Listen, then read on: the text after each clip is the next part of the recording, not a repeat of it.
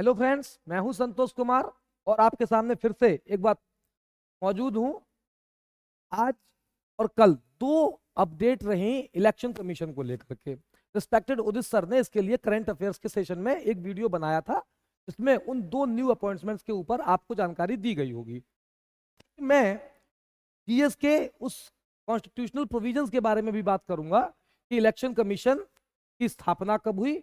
तो election commission से जुड़ी हुई सारी जानकारी इस सेशन में आप समझेंगे। तो 5 मिनट में आपके एग्जाम से जितने भी रिलेटेड क्वेश्चन बनने वाले हैं, जो भी अपकमिंग एग्जाम्स हैं, उन सब में इलेक्शन कमीशन से जो भी क्वेश्चन बनते हैं, आप इस सेशन को पूरा देखिएगा, सारे क्वेश्चन सॉल्व होंगे। तो स्टार्ट करते हैं आज का सेशन। जैसा कि आप देख पा रहे हैं, इलेक्शन कमीशन ऑफ इंडिया, ये जो इलेक्शन कमीशन ऑफ इंडिया है, इसकी सबसे पहली जरूरत क्या है और कॉन्स्टिट्यूशन के कौन से कौन से आर्टिकल में इसका जिक्र किया गया है।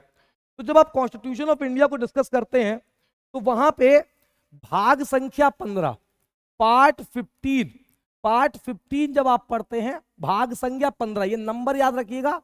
आप चाहे अंकों में लिख लें, चाहे आप रोमन फॉर्म में लिख लें। भाग संख्या 15, ये बार बार इसलिए रिपीट कर रहा हूं फ्रेंड्स कि वो आपको याद हो जाए। भाग संख्या 15 में आर्टिकल नंबर जिसे हम हिंदी में क्या बोलते हैं, अनुच्छेद संख्या 324 में इसका जिक्र किया गया है। अनुच्छेद संख्या 324 में इसका जिक्र किया गया है। 324 में इसका जिक्र है।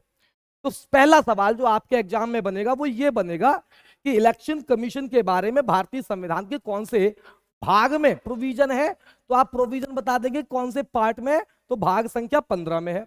दूसरा सवाल बनेगा कौन से आर्टिकल में डिस्कस किया गया इलेक्शन कमीशन के बारे में, तो 324 में।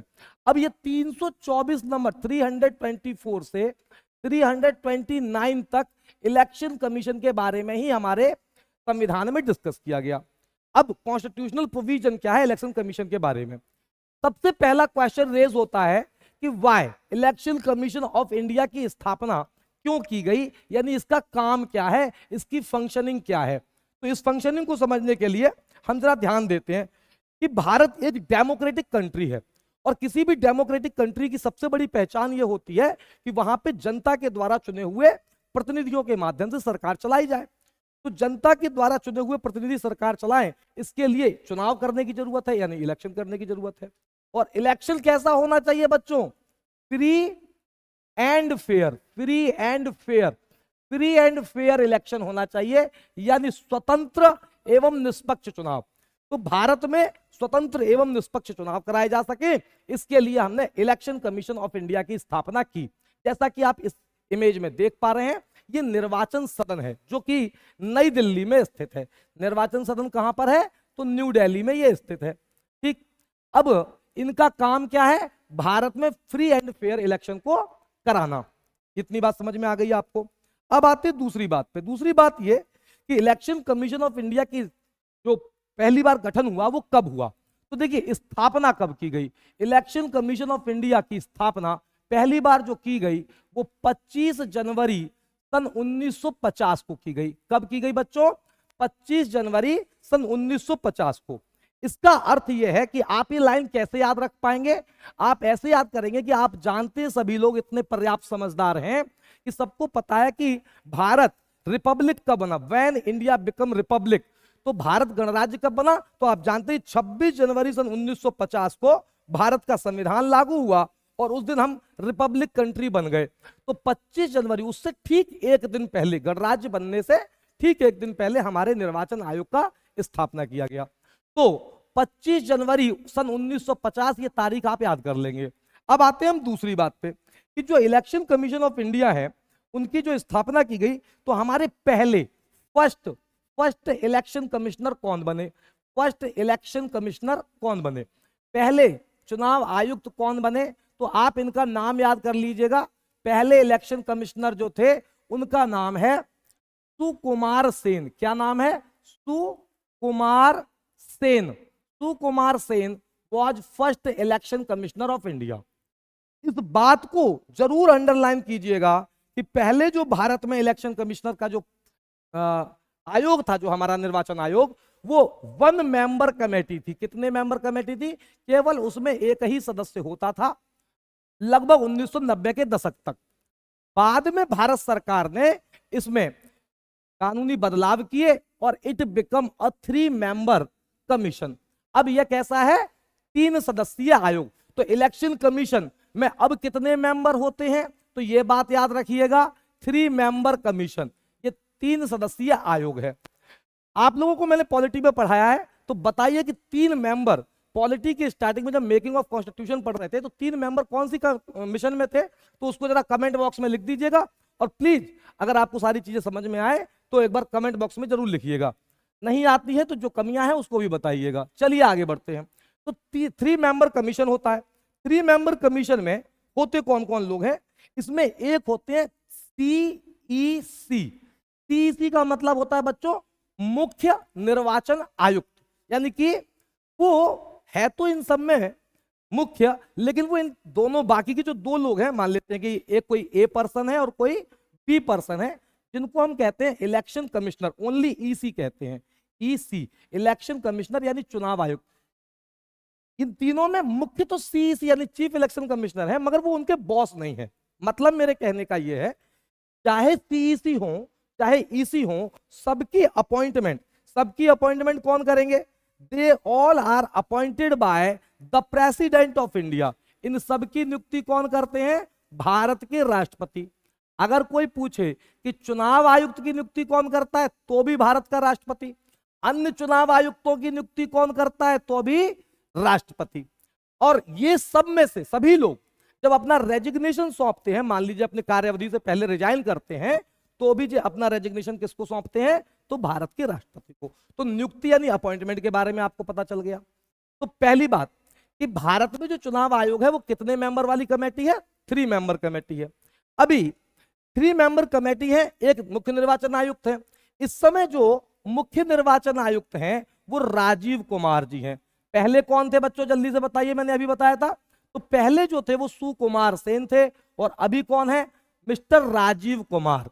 मिस्टर राजीव कुमार इस समय भारत के मुख्य निर्वाचन आयुक्त हैं। और जो मुख्य निर्वाचन आयुक्त हैं, इनके बारे में ये पूछ सकता है कि भैया ये बताओ, सुकुमार सेन तो पहले नंबर के थे, ये जो हमारे हैं इस समय राजीव कुमार जी, ये कौन से वे नंबर के हैं? तो आपको कोई अलग से नंबर याद नहीं करना है। हमारा इलेक्शन कमीशन 25 तारीख को बना था, 25 जनवरी 1950 को। तो ये हमारे 25 नंबर के चीफ इलेक्शन कमिश्नर हैं राजीव कुमार। ये 2 लोग।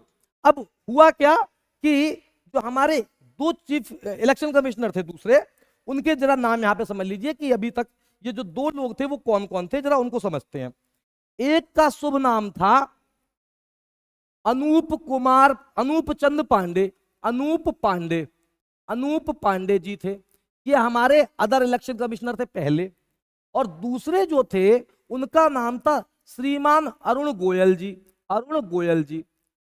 अच्छा, हुआ क्या, ये अपडेट क्यों देनी पड़ रही है? क्योंकि अनूप चंद पांडे का रिटायरमेंट हो जाता है फरवरी 2024 में। तो ये तो हो गए भैया रिटायर।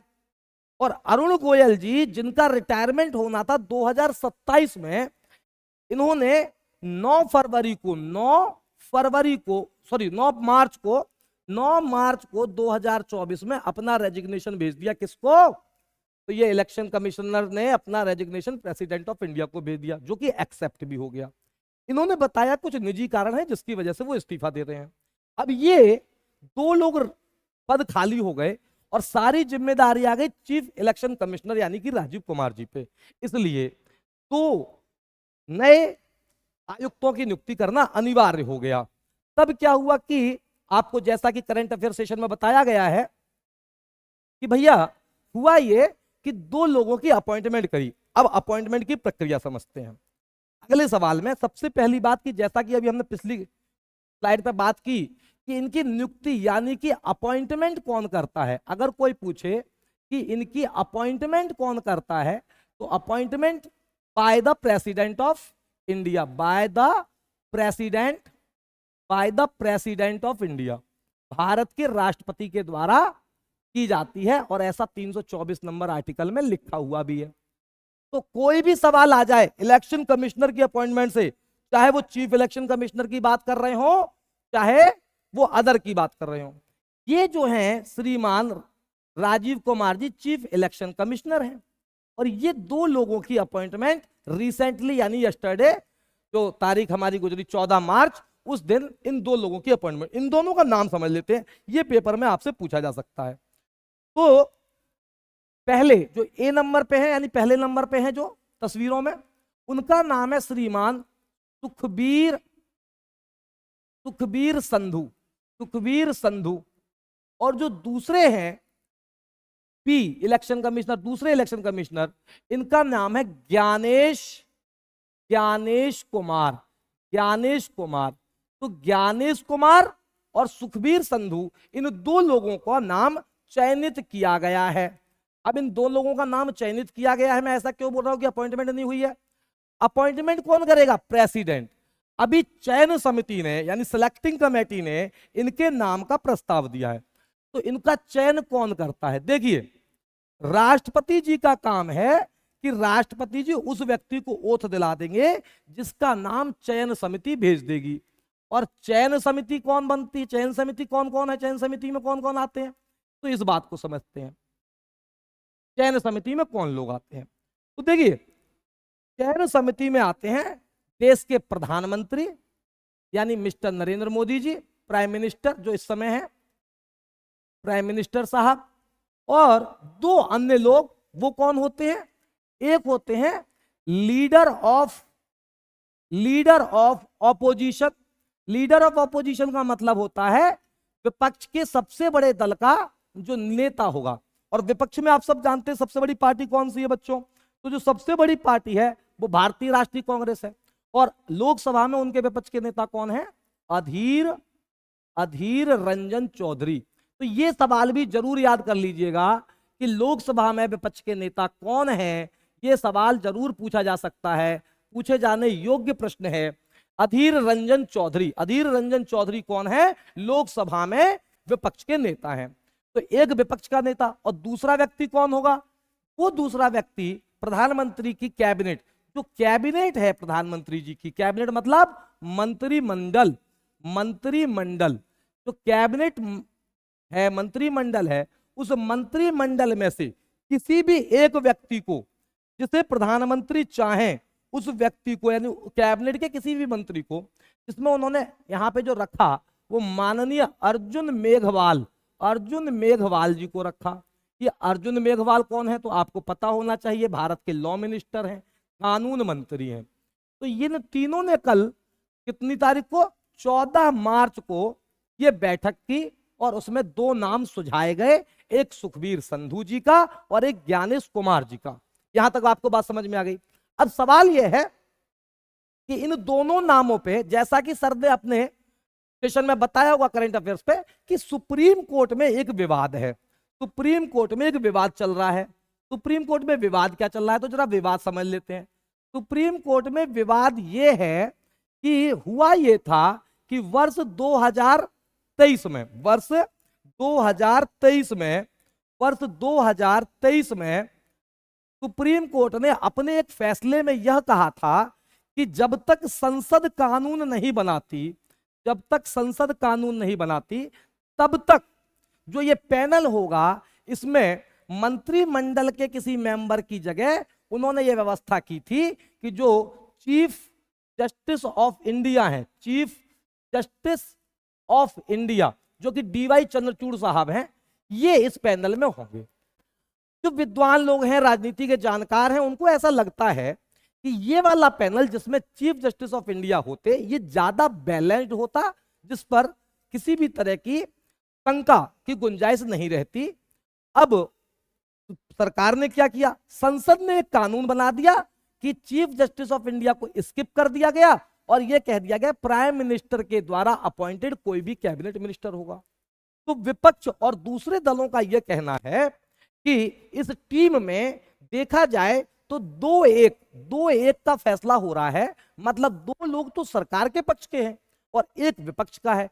इसमें कहीं ना कहीं थोड़ा बैलेंस अप्रोच नहीं दिख रहा है, जिसकी वजह से कुछ लोग कहां चले गए? सुप्रीम कोर्ट में, इस विवाद को लेकर के। क्यों कि दो लोगों की अपॉइंटमेंट की जा रही है, दो इलेक्शन कमीशन की अपॉइंटमेंट की जा रही है, जिसमें बैलेंस्ड उनको नजरिया नजर नहीं आता।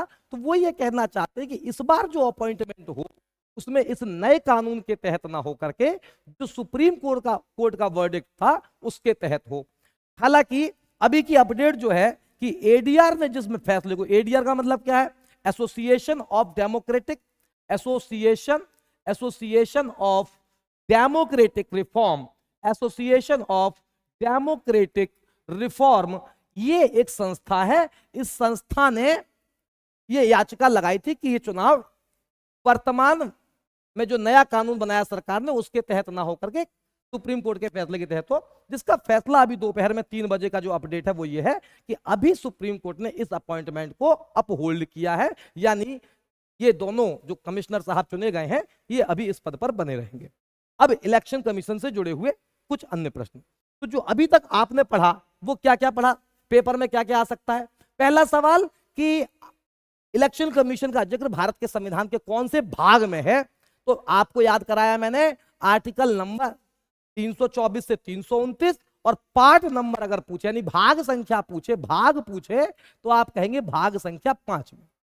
इलेक्शन कमीशन की स्थापना क्यों की गई कि वो स्वतंत्र एवं निष्पक्ष चुनाव कराए, स्वतंत्र एवं निष्पक्ष चुनाव करवाए, स्वतंत्र एवं निष्पक्ष चुनाव करवाए। तो जो स्वतंत्र एवं निष्पक्ष चुनाव हो उसके लिए इसकी स्थापना की गई। कब की गई, तो 25 जनवरी सन 1950 को की गई। यहां तक क्लियर। पहले इलेक्शन कमीशनर कौन बने, तो सुकुमार सेन बने। बाद में 1990 के दशक में इलेक्शन कमिश्नर को जो कमीशन था उसको 3 मेंबर कमेटी में कन्वर्ट कर दिया गया। तो पेपर में पूछा जाए कि इलेक्शन कमीशन कितने मेंबर बॉडी होती है, तो 3 मेंबर बॉडी होती है, एक चीफ इलेक्शन कमिश्नर होते हैं। सारे कमिश्नर्स की अपॉइंटमेंट कौन करते हैं, भारत के राष्ट्रपति। कैसे करते हैं, उसके लिए एक व्यवस्था थी कि सुप्रीम कोर्ट ने जो 2023 में फैसला दिया उसमें 3 लोग होंगे, एक प्रधानमंत्री जी होंगे और एक लीडर ऑफ अपोजिशन यानी विपक्ष के नेता होंगे, और एक चीफ जस्टिस ऑफ इंडिया होंगे, जिसको बाद में संसद के फैसले के द्वारा पलट दिया गया और वहां पे चीफ जस्टिस ऑफ इंडिया के स्थान पर प्रधानमंत्री जी के द्वारा अपॉइंट किया गया कोई भी कैबिनेट मंत्री अब हो सकता है। तो 3 लोगों की टीम ने कल 14 मार्च को 2 लोगों को चुना, एक सुखबीर संधू और दूसरे ज्ञानेश कुमार। अब ये जल्दबाजी में अपॉइंटमेंट इसलिए भी करनी जरूरी हो गई थी बच्चों, क्योंकि आप जानते हैं कि वर्ष 2024 भारत के लोकतंत्र का सबसे बड़ा जो चुनाव है, जो लोकसभा चुनाव जिसको हम जनरल इलेक्शन कहते हैं, ये जनरल इलेक्शन होना है। अब ये जनरल इलेक्शन होगा तभी तो हम नई सरकार चुनेंगे, नए प्रधानमंत्री या नए लोगों को चुन पाएंगे। तो ये चुनाव होना है और चुनाव से ठीक पहले रिजाइन हो गया था, इसलिए दोनों पद खाली हो गए थे, इसलिए इसकी नियुक्ति करना बहुत जरूरी था। अब हाँ, जल्दबाजी में मतलब जल्दी ही आप ये देखेंगे, रिसेंटली 1-2 दिन में आपको न्यूज मिल जाएगी कि इलेक्शन कमीशन ने चुनावों की घोषणा कर दी, तारीखों का ऐलान कर दिया और उसके बाद आचार संहिता यानी कि इलेक्शन कोड ऑफ कंडक्ट लग जाएगा भारतवर्ष में। तो अब ये चुनाव जो होने हैं इससे संबंधित क्या क्या प्रश्न बनेंगे और क्या क्या इलेक्शन कमिश्नर करता है इसके बारे में समझते हैं, जरा ध्यान दीजिएगा। अब जो बात समझानी है आपको वो ये कि इस बार जो चुनाव होंगे जिसको हम कह रहे हैं जनरल इलेक्शन, जनरल इलेक्शन यानी भारत में जो भी चुनाव प्रधानमंत्री चुनाव के तहत चुने जाते हैं, जिसमें हम अपने क्षेत्र के सांसदों का चुनाव करते हैं, उन चुनावों को हम कहते हैं आम चुनाव या जनरल इलेक्शन। ये चुनाव जो होना है इसके संबंधित क्या प्रश्न परीक्षा में बन सकते हैं, तो इस सवाल को समझिएगा जरा। इस सवाल को समझते हैं। पहली बात, आपसे पूछा जाएगा कि जनरल इलेक्शन जो इस बार होना है वो कौन सी वी लोकसभा के लिए होना है, कौन सी वी लोकसभा है, लोकसभा का चुनाव होना है, क्योंकि जनरल इलेक्शन को लोकसभा चुनाव भी कहते हैं।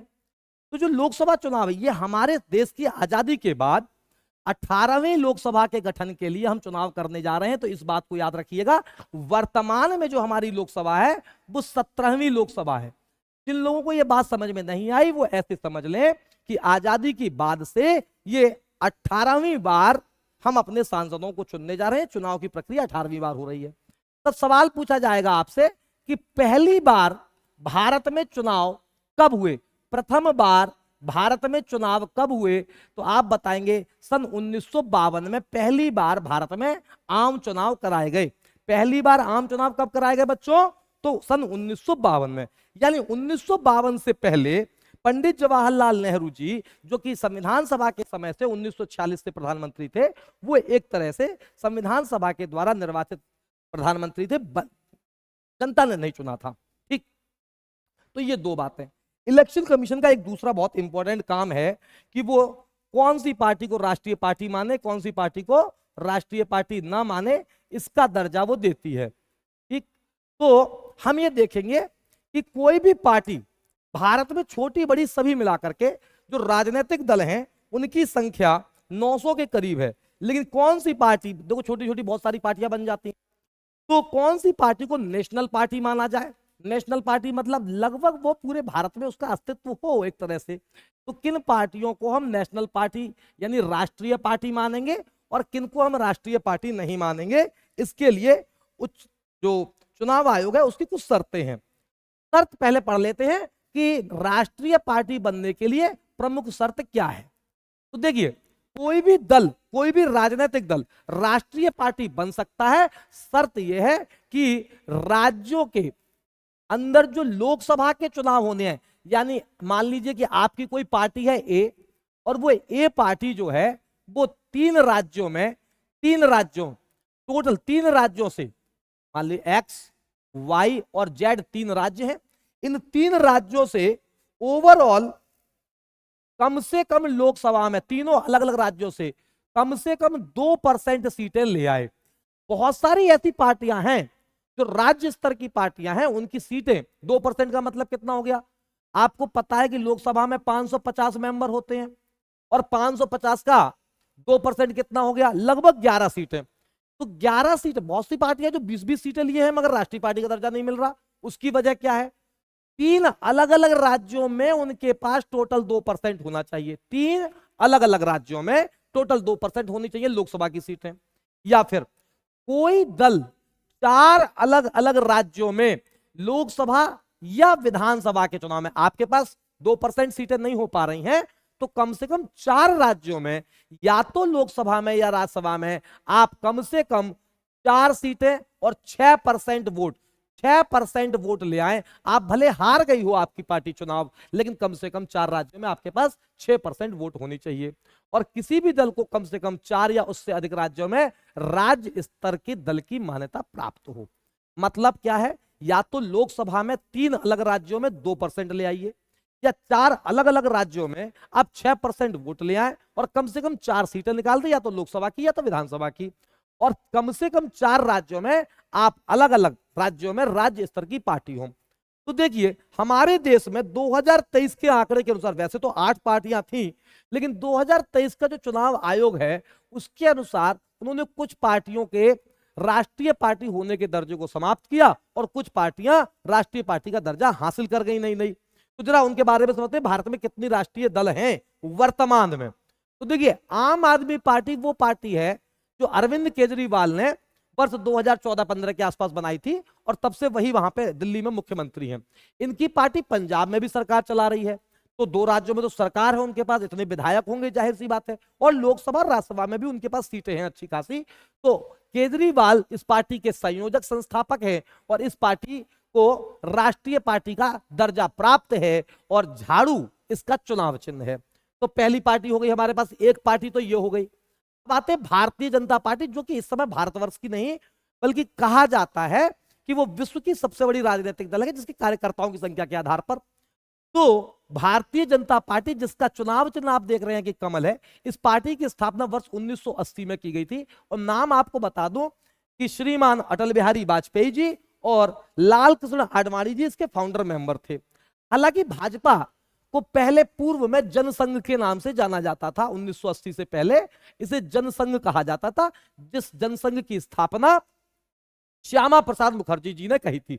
वही श्यामा प्रसाद मुखर्जी जो कश्मीर में जिनकी शहादत हुई और जिन्होंने ये नारा दिया था, एक देश में 2 निशान नहीं चलेंगे, नहीं चलेंगे, है ना। तो भारतीय जनता पार्टी का पूर्व नाम क्या है, जनसंघ। अब उसका चुनाव चिन्ह कमल है और इस समय इसके जो अध्यक्ष हैं वो जेपी नड्डा साहब हैं। कौन है इसके अध्यक्ष, जेपी नड्डा साहब हैं। ठीक, अब आगे आते हैं।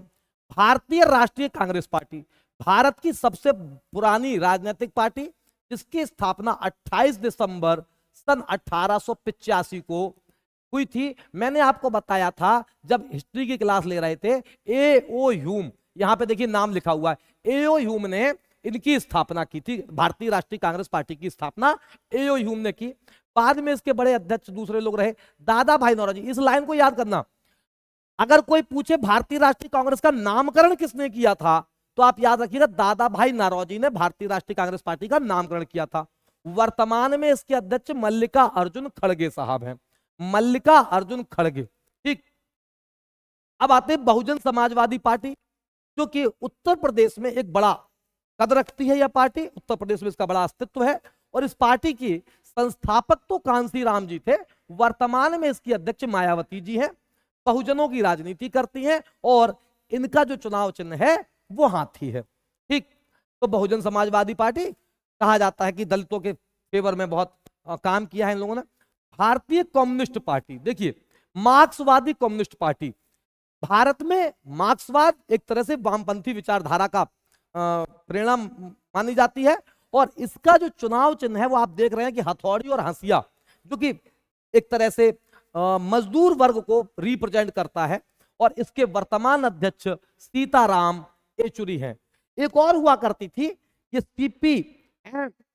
सीपीएम है, इसका शॉर्ट फॉर्म सीपीएम है। एक और पार्टी हुआ करती थी वामपंथी, जिसका नाम था सीपीआई, यानी कम्युनिस्ट पार्टी ऑफ इंडिया। उसके प्रकाश करात और वंदा करात उसके लीडर्स हैं इंपॉर्टेंट।